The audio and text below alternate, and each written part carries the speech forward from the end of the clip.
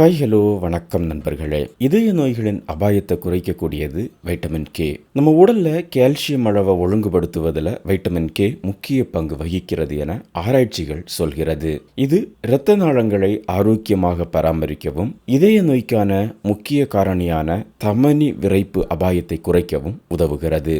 சமீபத்திய ஆண்டுகளில் இதய நோய்கள் அதிகரித்து வருது. மோசமான உணவு பழக்க வழக்கங்கள் முதல் வாழ்க்கை முறை தேர்வுகள், சுற்றுச்சூழல் காரணிகள் வரைக்கும் இவை எல்லாமே இதய நோய்கள் அதிகரிப்பதற்கான முக்கிய காரணமாக இருக்கிறது.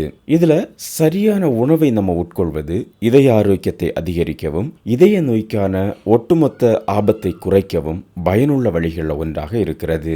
இதுல வைட்டமின் கே என்பது இதய நோய் அபாயத்தை குறிப்பிடத்தக்க அளவுல குறைப்பதாக ஆய்வுகள் சொல்கிறது. கூடுதலா தமனிகள்ல தாதுக்கள் உருவாவதை தடுப்பதன் மூலமா இரத்த அழுத்தத்தை குறைக்க உதவுது. இது இதயம் உடல்ல இரத்தத்தை எளிதில் பம்ப் செய்ய உதவுது. வைட்டமின் கே போதுமான அளவு நம்ம எடுத்துக்கொள்ளும் பொழுது இது பக்கவாத அபாயத்தை குறைப்பதாகவும் ஆய்வுகள் சொல்லுது.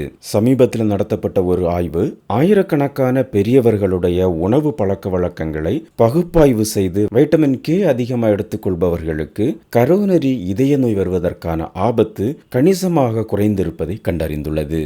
இந்த வைட்டமின் கே கீரை வகைகள், பிராக்கோலி, புளித்த உணவுகள், மீன், இறைச்சி, பால் பொருட்கள், முட்டை போன்ற உணவு வகைகளில் காணப்படுது.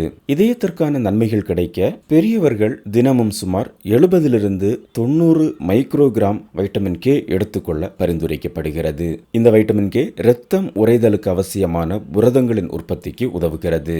இது எலும்பு ஆரோக்கியத்தையும் அதிகரிக்கிறது, ஆஸ்டியோபோரோசிஸ் அபாயத்தையும் குறைக்கிறது. ஒரு சில ஆய்வுகள் போதுமான அளவு வைட்டமின் கே நாம் எடுத்துக்கொள்ளும் பொழுது அறிவாற்றல் செயல்பாடு மற்றும் நினைவாற்றலையும் ஊக்குவிப்பதாக கண்டுபிடிக்கப்பட்டுள்ளது.